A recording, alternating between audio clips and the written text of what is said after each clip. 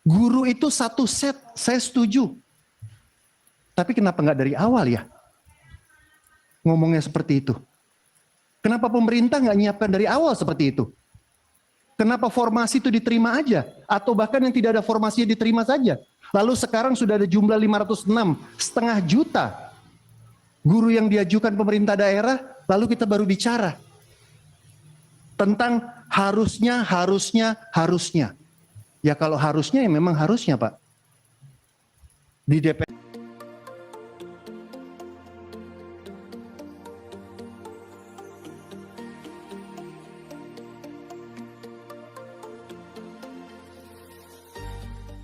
Terima kasih. Assalamualaikum warahmatullahi wabarakatuh. Langsung saja ini mohon maaf karena waktunya mungkin tidak terlalu panjang. Jadi Bapak Ibu yang saya hormati, saya kira penjelasan tentang sinkronisasi ini sudah dan ini kita sudah jelas gitu Jo. Tapi masih ada masalah. Jadi problematikanya tidak dibayar dan problematikanya adalah tidak diangkat. Jadi ada 293.860 yang sudah lulus P3K dan ada formasi, itu pun masih ada 41.000-nya yang dari swasta, tadi dijawab ya, karena itu mengubah ini dan sebagainya, tapi terus terang mereka keberatan yang dari swasta ke sini, ini belum ada solusi. Bagaimana 41.000 dari 293 itu. Tapi yang kalau 293.000 itu karena ada formasinya, ya tuntutannya adalah bagaimana segera SK-nya tidak seperti 2019. 2019 keluar 2021 Pak, sudah banyak yang meninggal. Sudah banyak meninggal atau menerima SK dan langsung pensiun. Ini real ini enggak cerita ini. Jadi ini ceritanya di sini nih, mereka menangis di sini. Jadi ini supaya sekarang ini yang 293.000 ini segera dapat SK dan SK-nya tidak beda-beda 1 tahun, 5 tahun dan sebagainya. Kalau 5 tahun dan 5 tahun lagi kemudian 5 tahun semuanya dan kemudian nanti ada mekanisme bagaimana selanjutnya. Itu yang pertama. Jadi ini panja ini menurut saya yang menyelesaikan ini segera karena dulu ternyata ketika kita ada panja akhirnya keluar SK-nya meskipun 2 tahun. Tetapi ya lumayan, kalau enggak ya berlarut-larut itu. Nah itu karena di sini ketemu antar masing-masing dan seterusnya dan akhirnya ada solusi. Kemudian yang kedua ini Pak, yang sekarang lagi nunggu dan nonton saya kira itu 193.954 ini mereka tadinya nggak mau tes Pak, terus sekarang dipaksa tes sudah. Setelah tes kemudian lolos passing grade, tapi tidak ada formasi. Problematikanya karena Pemda tidak mengajukan formasinya. Ini mereka ceritanya macam-macam, katanya kita punya 5.000 formasi. Tetapi kenapa ngajukan cuma 500? Karena ketika maju katanya ke Kemenpan RB atau apa, suruh analisa keuangan daerah dan seterusnya dan kemudian akhirnya ketemunya 500. Kalau 5.000 kita nggak bangun Pak katanya begitu kira-kira. Nah, ini lepas dari di earmarking atau tidak. Ear itu telinga ya, mark itu tanda telinga, tanda telinga. Tapi kalau digabung earmarking artinya pengalokasian. Mau di earmarking atau tidak itu mereka begitu. Jadi faktanya seperti itu. Jadi faktanya sekarang ini mereka belum jelas ini 193.954 ini. Jadi sekarang menunggu. Saya sudah lolos kemarin tidak mau tes. Sekarang ikut tes dan sudah lulus, jangan-jangan sudah ada yang syukuran dan sebagainya, lantas kemudian nggak dapat formasi. Dan terus bagaimana? Ini padahal kalau Pak Iwan, saya kira menurut saya ini yang 437.000 yang belum lulus.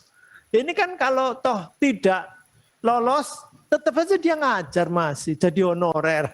Hanya statusnya saja sebagai honorer bukan P3K.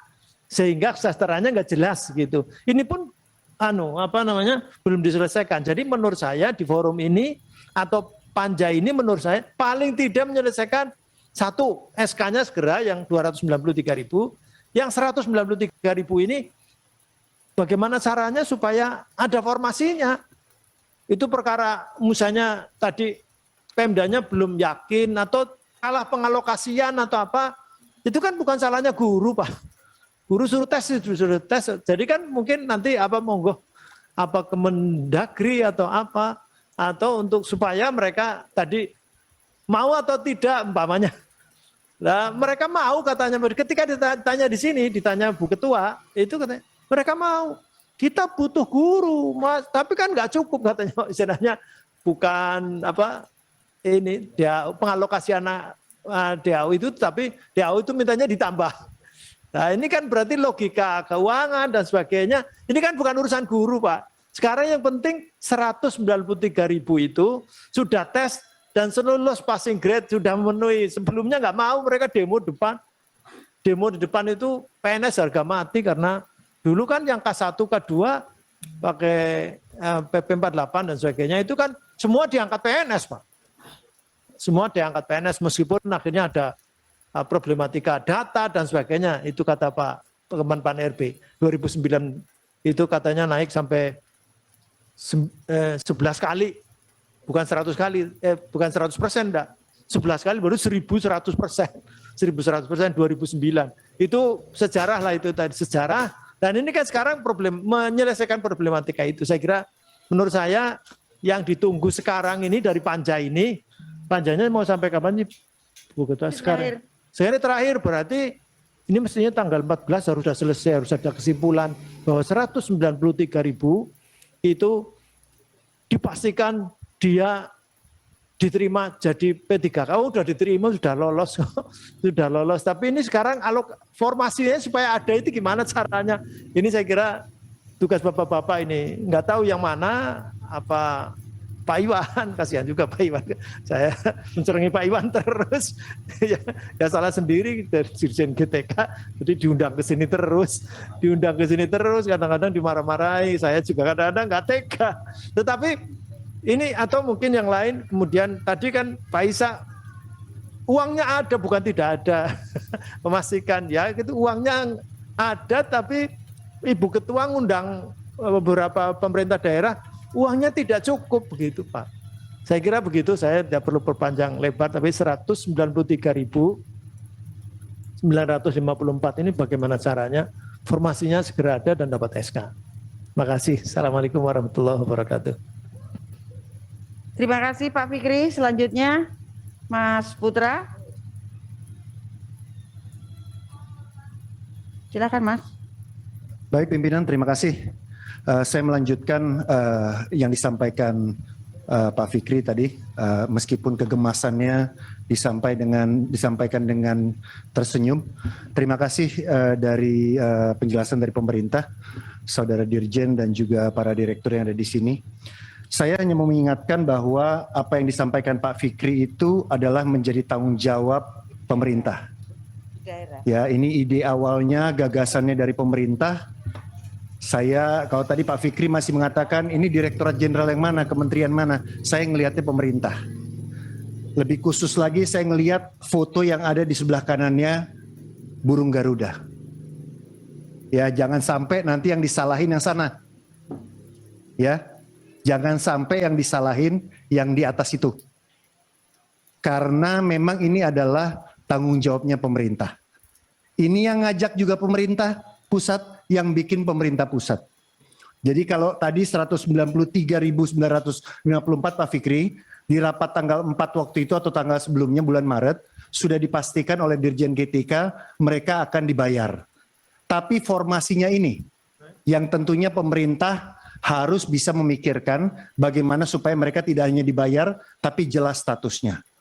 Nah, ini kan yang menarik. Tadi kalau Bapak dari Kementerian Keuangan mengatakan kita sudah 3 kali kirim surat.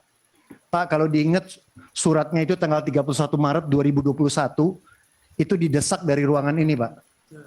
Kenapa didesak dari ruangan ini? Karena kami rapat dengan kepala daerah yang mengatakan informasinya itu hanya disampaikan lewat Zoom. Mereka bertanya ke kita, Pak Putra, bukan Pak Putra, kita semuanya, apakah kami menjalankan kebijakan P3K ini lewat Zoom? Suratnya nggak ada. Lalu keluarlah surat tanggal 31 Maret 2021 dari Direktorat Jenderal Perimbangan Keuangan. Itu ceritanya Pak. Jadi kalau Bapak bilang udah 3 kali, ya asalnya dari sini. Karena kami yang menyampaikan itu. Kami yang menyampaikan agar surat itu segera ditulis. Kalau nggak jelas barang itu. Nah, ini kalau bahasanya Mbak Agustini di kampungnya Mbak Agustini, masalahnya masalah keyakinan, masalah raos ya Mbak ya. Ya Mbak ya, rasa ya, nggak bisa diwakilkan. Bagaimana kita mau menyuruh mereka kalau mereka nggak yakin? Kita udah bilang dana ada, dana sudah earmark. Tapi paparan yang disampaikan Dirjen GTK tadi masih mengatakan di 2022 saja hanya 113 kabupaten kota dari 514. Itu yang 80 sampai 100%. Itu hanya 17, sekian persen. Selebihnya tidak mau mengajukan. Tidak mau mengajukan. Karena nggak jelas statusnya. Saya paham yang dimaksud oleh dari Direktorat Jenderal Keuangan tadi soal keberpihakan.